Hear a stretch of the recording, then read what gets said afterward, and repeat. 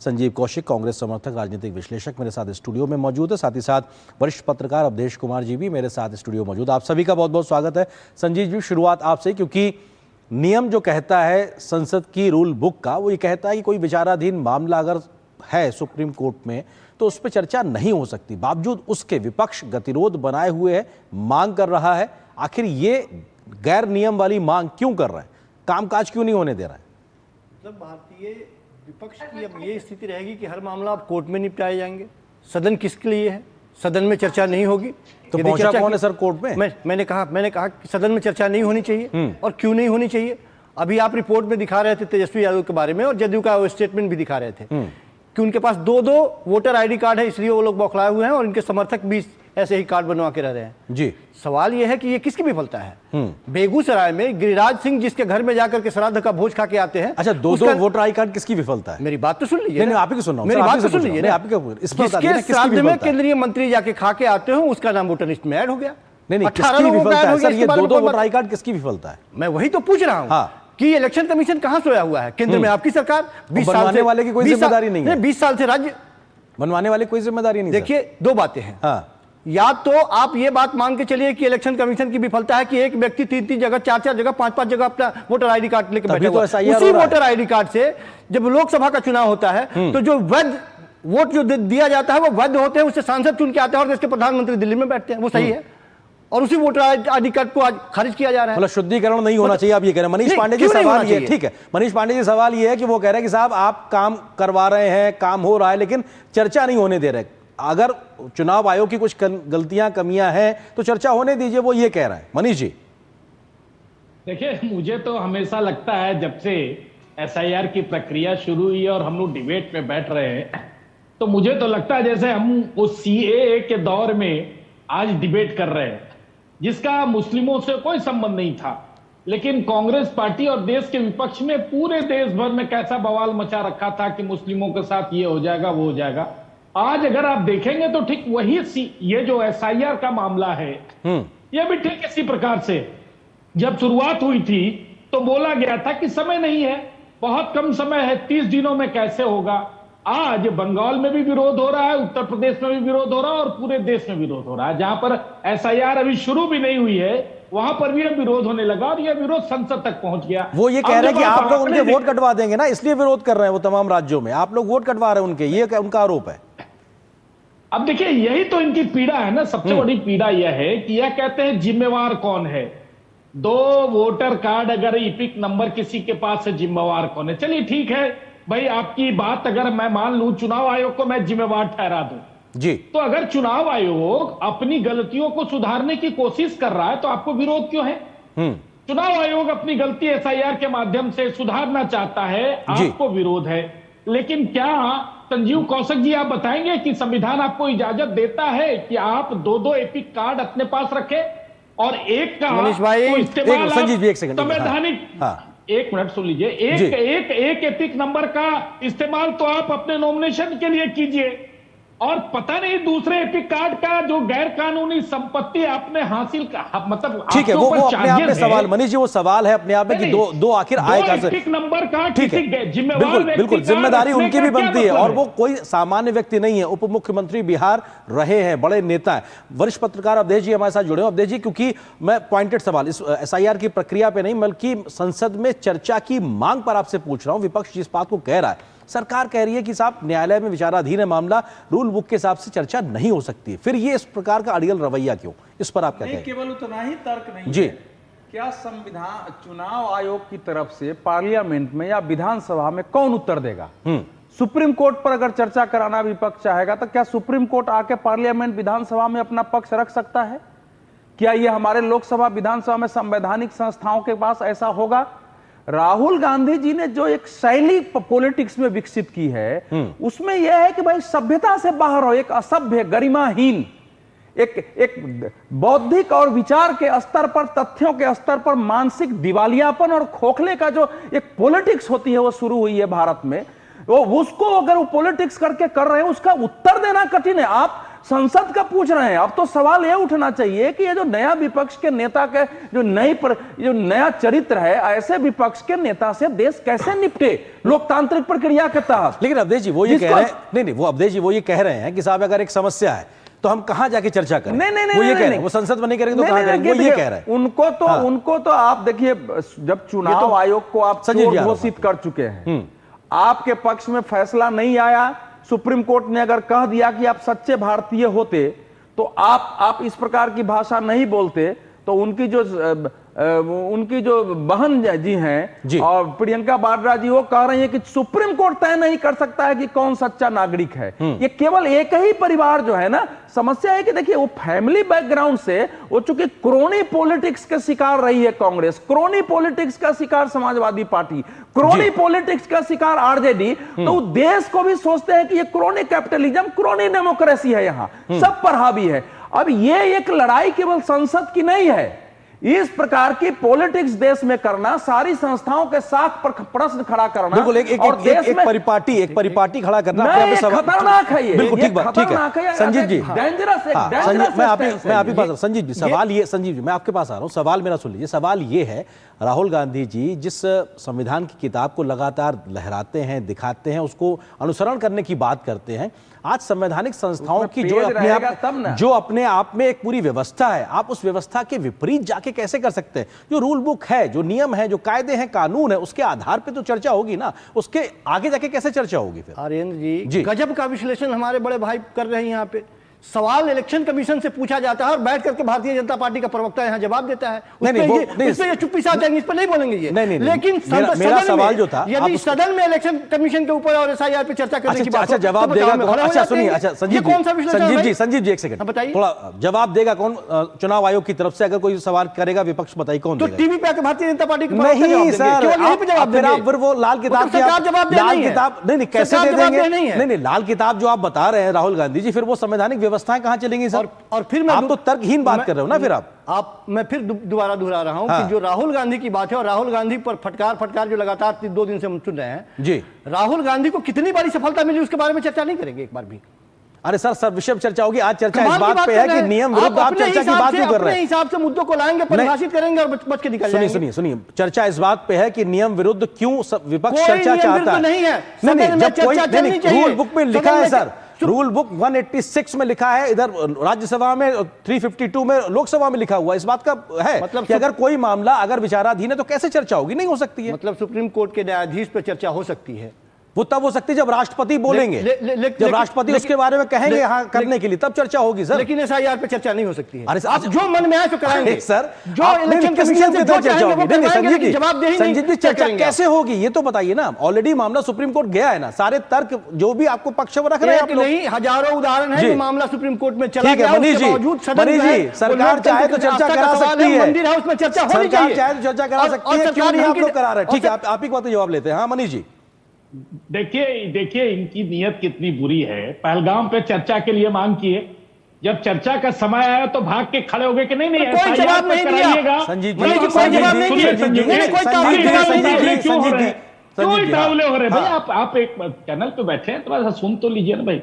अब देखिए ये भाग खड़े हुए, नहीं आप एसआईआर पे कीजिएगा तब हम पहलगाम के चर्चा में भाग लेंगे। अब देखिए इनकी बेवकूफी, इतने दिन सत्ता में रहे, मैं क्या कहना चाहूंगा, लेकिन अभी कह रहे थे कि सवाल पूछता हूं चुनाव आयोग से तो भाजपा का प्रवक्ता जवाब देता है। अरे संजीव कौशिक जी आप बताइए, सदन में जब आप सवाल पूछेंगे तो चुनाव आयोग का कौन प्रतिनिधि वहां के आपको जवाब देगा? अभी आपने कहा कि सवाल चुनाव आयोग से किया जाता है तो भाजपा का प्रवक्ता बोलता है।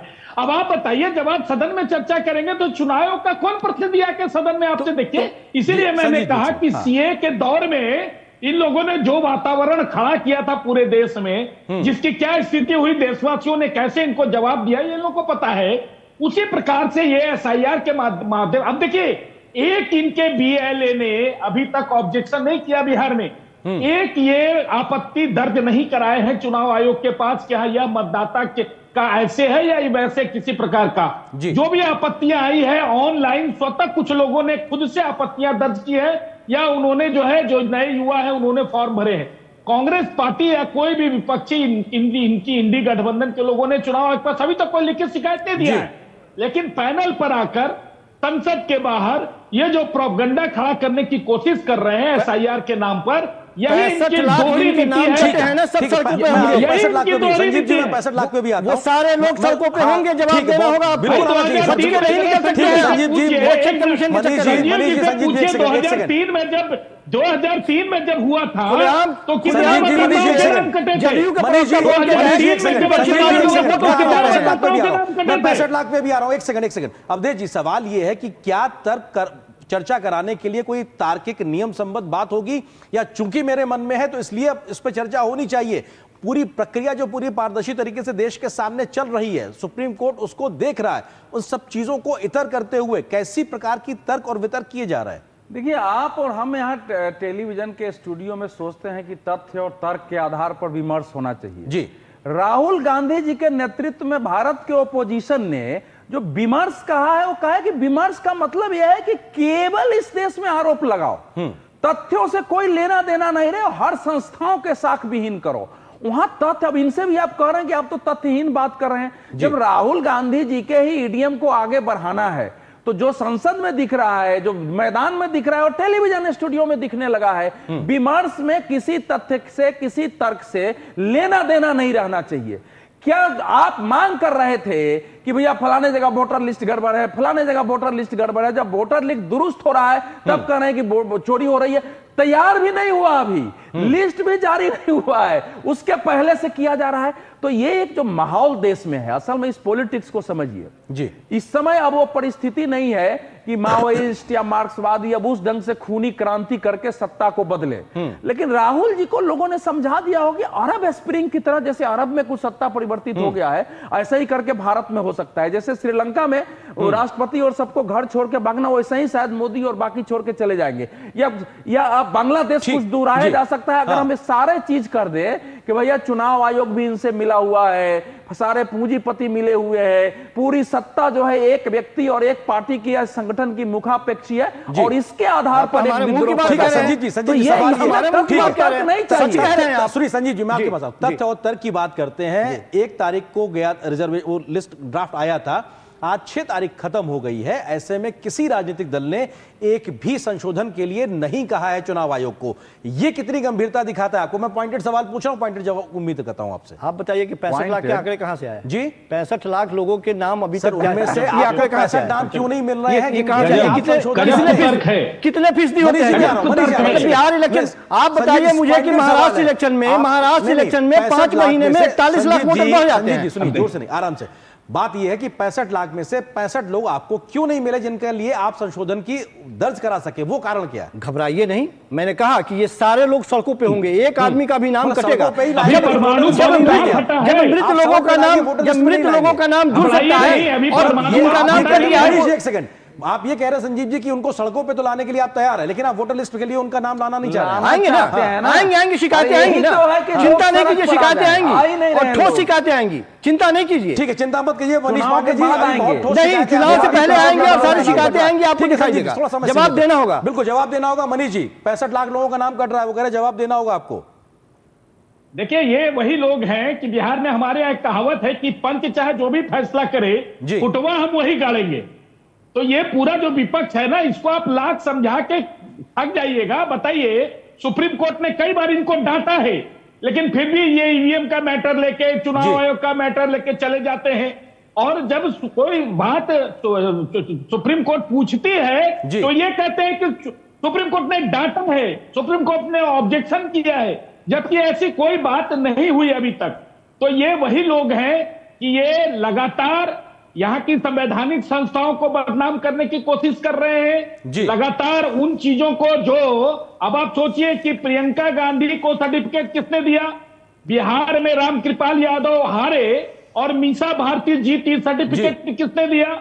ये सब चुनाव आयोग ने दिया। लेकिन ये क्या कह रहे हैं? वोटों की चोरी का नाम दे रहे हैं। जहां ये जीत जाते हैं वहां पर इनकी क्रेडिट, जहां हार जाते हैं वहां चुनाव आयोग नहीं। वो लेकिन कह रहे हैं कि इस प्रकार का आप चुनाव कर लिए कि अपना उन्हीं वोटरों से आप लोग जीत गए तो आप प्रधानमंत्री बनवा लिए इनसे अपना, पूछिए, और इनसे कह रहे हैं कि साहब बताइए हमारा नंबर आने वाला था, आप लोगों ने व्यवस्था बदल दी, आप गेम का रूल चेंज कर। अब जी सवाल ये है कि क्या गेम का रूल 15 लाख वोट कटे थे बिहार में जब एसआईआर हुआ था 2003 में, मनीष जी, जब लालू जी सत्ता में थे। तो ठीक है मनीष जी, एक सेकंड। अवधेश जी, सवाल यह है कि क्या गेम के रूल बदलने का आरोप जो लगा रहा है विपक्ष के, इतना उसमें गहराई है? थोड़ा संक्षेप में इस बात को। नहीं देखिए, ये तो मैं ये कहूंगा कि कोई भी जिन्यून जो भारत का नागरिक है, बिहार का निवासी है, वयस्क है, वो मतदाता बनने से वंचित नहीं रह रहता है, तो चुनाव आयोग की जिम्मेवारी होगी।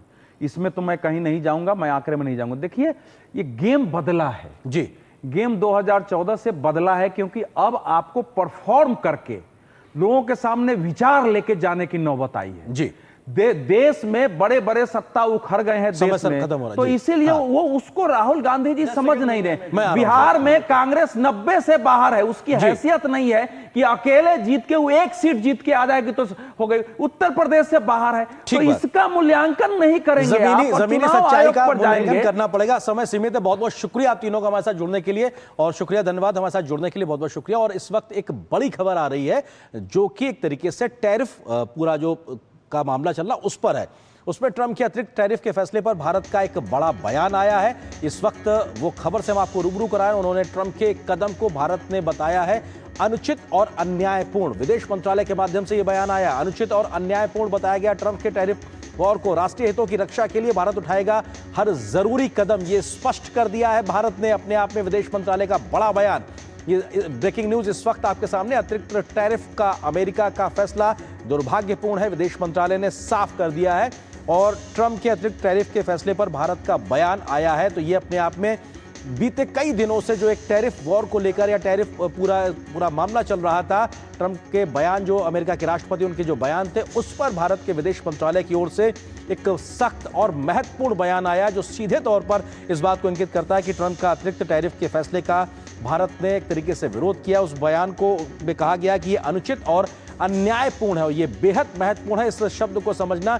अनुचित और अन्यायपूर्ण, राष्ट्रीय हितों की रक्षा के लिए भारत उठाएगा हर जरूरी कदम, क्योंकि भारत के राष्ट्रीय हित में जो भी फैसला भारत को लेना होगा वो कदम भारत उठाएगा। ये विदेश मंत्रालय के माध्यम से भारत सरकार ने स्पष्ट कर दिया, और ये संदेश अमेरिका के राष्ट्रपति के लिहाज से भी उन तक भी पहुंचता है कि साहब, आप अनुचित और अन्यायपूर्ण आपका बयान है, आपकी जो पूरी प्रणाली है, प्रक्रिया आप जो अपना रहे हैं, और ये अपने आप में बेहद महत्वपूर्ण। वरिष्ठ पत्रकार अवधेश जी हमारे साथ लगातार स्टूडियो मौजूद हैं। अवधेश जी, बेहद महत्वपूर्ण बयान, और भारत अपने राष्ट्रीय हितों की रक्षा करेगा, इसमें कहीं कोई शक शुबा नहीं है। पहले भी नहीं था। समस्या तो डोनाल्ड ट्रंप के साथ उनके साथ जो समस्या पैदा ये हुई कि वो चाहते थे कि भारत को हम 25% लगा दिए तो फोन करके कहे और कहे कि अब आप छोड़ दीजिए, लेकिन भारत उस स्थिति में नहीं है। भारत का राष्ट्रीय हित इसमें है कि जो हमारे एग्रीकल्चर के सारे प्रोडक्ट्स हैं, डेयरी प्रोडक्ट्स हैं, उस पर हम किसी प्रकार से मार्केट को नहीं खोलने वाले हैं। वो चाहते हैं कि वो खोले, 55 लाख करोड़ रुपया के सब्सिडी वो देते हैं, तो हमको तो टैक्स लगाना ही पड़ेगा। हमारा राष्ट्रीय हित इसमें है कि दुनिया में व्यापार युद्ध नहीं हो। अमेरिका हमारा बड़ा ट्रेड पार्टनर है और ट्रेड पार्टनर बना रहे, लेकिन अमेरिका अगर यह चाहता है कि हम उसकी शर्तों के अनुसार हम दोगुने तिगुने दाम पर तेल महंगे खरीदें और हम अपनी इकोनॉमी को ध्वस्त कर दें, अगर वो चाहते हैं कि उन्हीं के केवल हम हथियार खरीदें, रूस से और बाकी से नहीं खरीदे, हमारा ईरान के साथ संबंध नहीं रहे, तो ये हमारे राष्ट्रीय हित में नहीं। जब हम अमेरिका को मजबूर नहीं कर सकते, एक अलग बात है, लेकिन कोई भारत को डिक्टेट नहीं कर सकता उसके राष्ट्रीय हितों के ऊपर, ये स्पष्ट साफ तौर पे, क्योंकि हमारी अगर ऊर्जा जरूरतें हैं और हमें कहीं से अपना इंडिविजुअल तरीके से व्यापार करना है भारतीय जरूरतों के आधार पे, वो हम करेंगे, हमें कोई डिक्टेट नहीं कर सकता। नहीं, इसको और भी ये तो है ही है, लेकिन भारत केवल राष्ट्रीय स्वार्थ की दृष्टि से नहीं कहता है। भारत की एक वैश्विक कल्पना है कि हम दुनिया को कैसा देखना चाहते हैं। उस दुनिया में किसी देश का वर्चस्व नहीं है और टेक्नोलॉजी पर किसी का अधिकार नहीं हो। व्यापार का नियम कोई एक देश नहीं करे, छोटे देशों तक भी उनको भी अपना सामान लेकर के बड़े देश के व्यापारिक मार्केट में पहुंच हो। हम एक ऐसी दुनिया चाहते हैं। अगर वो दुनिया ट्रंप जी की कल्पना में नहीं है तो भारत उसके लिए दोषी नहीं है। हम केवल व्यक्ति राष्ट्रीय एक स्वार्थ उस ढंग से संकुचित नहीं है।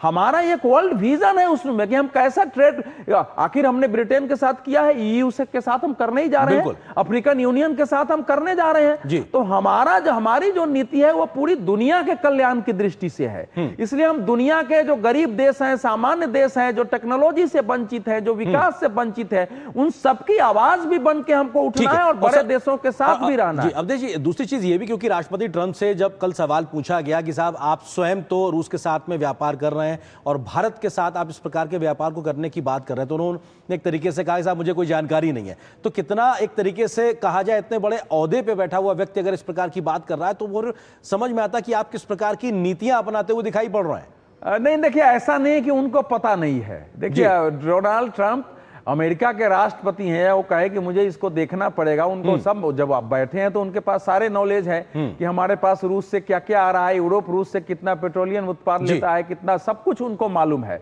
इस समय देखिए अमेरिका के लोगों को 3 चीज चाहिए होता है जो मेरी समझ में आई है। हाँ, पहला चाहिए उनको कम टैक्स में सामान मिल जाए, उनकी सोशल सिक्योरिटी जो है सिक्योर रहे और दादा वो बने रहे। तो 3 चीजें उनको सिक्योर चाहिए। और डोनाल्ड ट्रंप की जो इस समय की पॉलिसी है वर्ल्ड को लेकर के ना, मुझे लगता है कि वो कोल्ड वॉर की जो मेंटेलिटी थी कि हम शायद उससे उसकी तरफ वो तरीके से उभरते हुए नहीं दिखाई पड़ रहा। हमारी सहयोगी जेसिका तनेजा हमारे साथ जुड़ गई। जेसिका, विदेश मंत्रालय के इस बयान में क्या और बड़ी बातें हैं, अगर आप विस्तार दे सकें इस बात को तो। जेसिका, अभी आपने देखा रणदीप जायसवाल जो विदेश मंत्रालय के प्रवक्ता हैं, उन्होंने बताया कि जिस तरीके का एक एडिशनल 25% टैरिफ डोनाल्ड ट्रंप ने पेनल्टी की तरह लगाया है वो एकदम अनजस्टिफाइड है। और उनका ये भी कहना है कि इंडिया अपना स्टैंड रखेगा और अपने इंटरेस्ट के बेसिस में जिस तरीके से वो ऑयल की खरीदारी करता आया है मार्केट, चाहे वो ओपेक हो या नॉन ओपेक कंट्रीज हो, उनके साथ जारी रखेगा। क्योंकि भारत की जनता 1.4 billion people at this point have those energy needs. So इसका एक ही कारण है और एक ही रीजनिंग है जिस हिसाब से भारत अपना ऑयल परचेजेस जारी रखेगा, चाहे और एडिशनल टैरिफ्स हो, चाहे डील जो अक्टूबर तक बताया जा रहा था होने वाली थी, चाहे वो हो ना हो।